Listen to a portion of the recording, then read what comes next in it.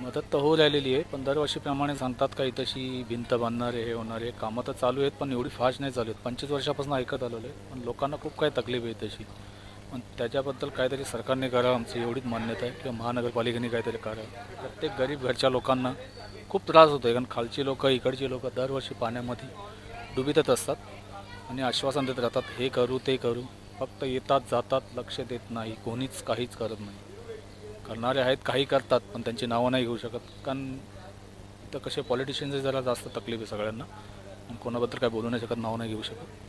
तर त्या पॉलिटिशियन्समधनं कोणी तुम्हाला मदत केली आहे का? येतात, करतात, आहेत काही. आत्ता थोड्या वेळाने कोणी आलेले, आता हे दुसरे आलेत, भूषण आलेले आहेत, सुलभाताई आलेले. पण काय हळूहळू गोष्टी करणार, होतात, बोलतात. आता ते पाण्याचं प्रमाण असं झालेलं आहे का ती भिंत अर्धीच झाली, अजून आली नाही.